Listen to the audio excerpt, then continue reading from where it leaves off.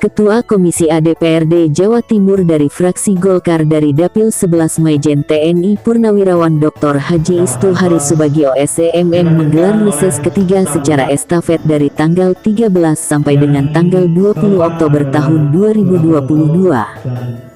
Lokasi reses ketiga tahun 2022 Ketua Komisi A DPRD Jatim Dapil 11 ini ada 6 titik berbeda antara lain: Desa Blitaran Kecamatan Sukomoro Kabupaten Nganjuk, Desa Sonopati Kecamatan Embrebek Kabupaten Nganjuk, Desa Kepel Kecamatan Ngetos Kabupaten Nganjuk, Desa Ngepeh Kecamatan Loceret Kabupaten Nganjuk, Desa Sambiroto Kecamatan Baron Kabupaten Nganjuk, dan Desa Sumbergandu Kecamatan Pilangkenceng Kabupaten Madiun.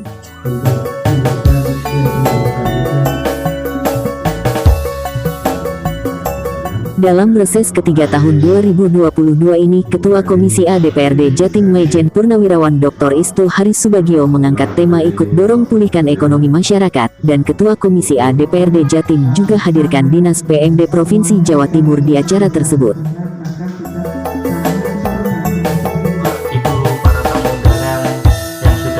Sesuai tema resesnya, Ketua Komisi A DPRD Jatim Majen TNI Purnawirawan Dr. Istu Hari Subagio berkomitmen ikut mendorong pulihkan ekonomi masyarakat pasca pandemi COVID-19 di wilayah Kabupaten Nganjuk dan Kokap Madiun.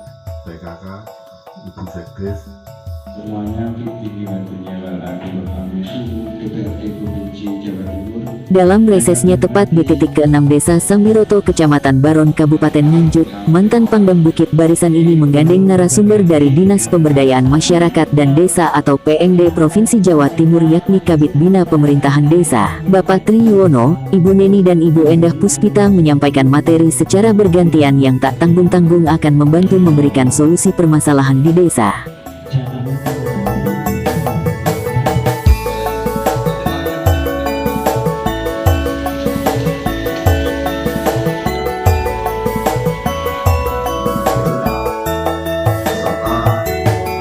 Bapak Istu menyampaikan bahwa dampak pandemi COVID-19 memang sangat dirasakan oleh seluruh lapisan masyarakat, mulai dari perekonomian sampai ke bidang kehidupan lain seperti kesehatan, pendidikan, dan lain-lain.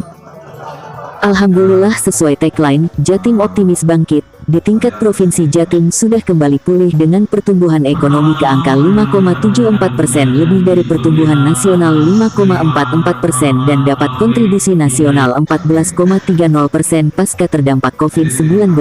Ini berkat kerja keras kita bersama, pemerintah dengan leader Gubernur Jawa Timur. Hal ini juga diikuti hasil-hasil produk unggulan lain dengan kontribusi nomor 1 tingkat nasional dibanding provinsi lain, seperti produk padi nomor 1 di tingkat nasional yakni 9,94 juta ton per tahun, gandum, cabai rawit, sapi potong, sapi perah, dan lain-lain. Dari nilai pertumbuhan ekonomi yang sebelumnya ikut turun terjun bebas bahkan di tahun 2020 minus 2,39% dampak dari pandemi COVID-19.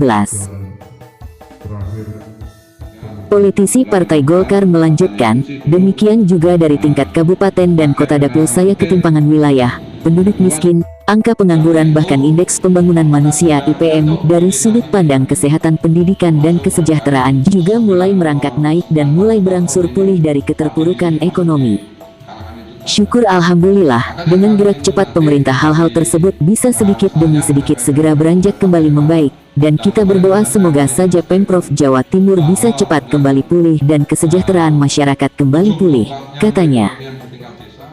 Untuk mengetahui kiat-kiat tersebut dari Dinas PMD dan beberapa narasumber tadi, menjelaskan bahwa pemerintah telah mengambil langkah-langkah strategis dalam pemulihan ekonomi, baik melalui pemanfaatan dana desa, bantuan langsung bagi terdampak, maupun melalui program yakni Jatim Puspa, Jatim Berdaya, Sinando, Desa Berdaya, dan program-program bantuan lainnya.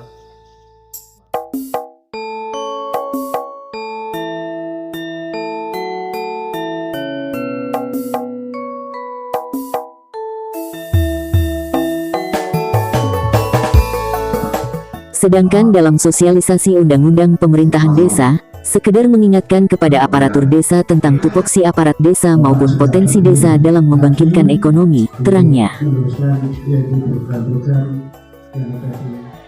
Dari pertemuan reses tersebut, Respon dari masyarakat sangatlah baik, banyak aspirasi dan masukan-masukan yang disampaikan mulai dari infrastruktur desa berupa akses jalan menuju pertanian maupun perbaikan irigasi untuk menanggulangi banjir tahunan yang selalu menjadi hambatan petani bahkan bisa mengakibatkan gagal panen akibat banjir, kelangkaan pupuk subsidi, stabilitas harga pasca panen dan lain-lainnya. Istu menambahkan, di Kabupaten Nganjuk saat ini juga sedang gencar-gencarnya untuk membangkitkan perekonomian masyarakat pasca pandemi COVID-19.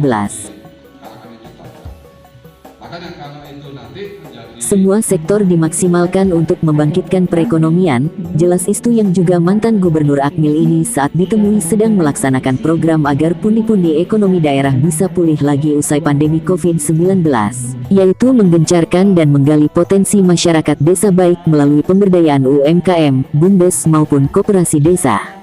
Kalau kondisi infrastruktur jalannya bagus dan layak dilalui, tentunya akan memudahkan operasional transportasi bagi masyarakat dan tentunya ekonomi masyarakat akan menggeliat pulih dan pemasukan bagi daerah juga bisa segera meningkat. Demikian. Bismillahirrahmanirrahim. Assalamualaikum warahmatullahi wabarakatuh. Selamat sore dan salam sejahtera bagi kita semuanya.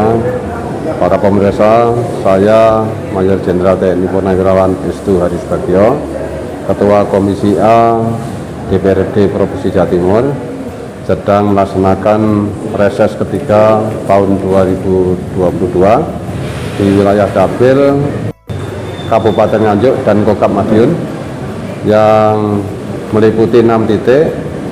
Kesimpulannya dari 6 titik tersebut yang banyak disampaikan aspirasi tentang keluhan petani, diantaranya adalah kelangkaan pupuk.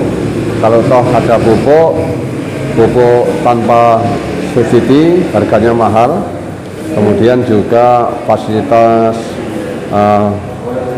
jalan transportasi dari rumah menuju persawahan juga jalan-jalan belum bagus. Kemudian juga masalah apabila kemarau itu masih menggunakan sumber air dengan sumur bor yang membuat kos pertanian menjadi besar, dan yang lebih penting lagi stabilitas harga ini pada saat panen rata-rata menurun, sehingga para petani dengan manajemen pertanian ini banyak dirugikan.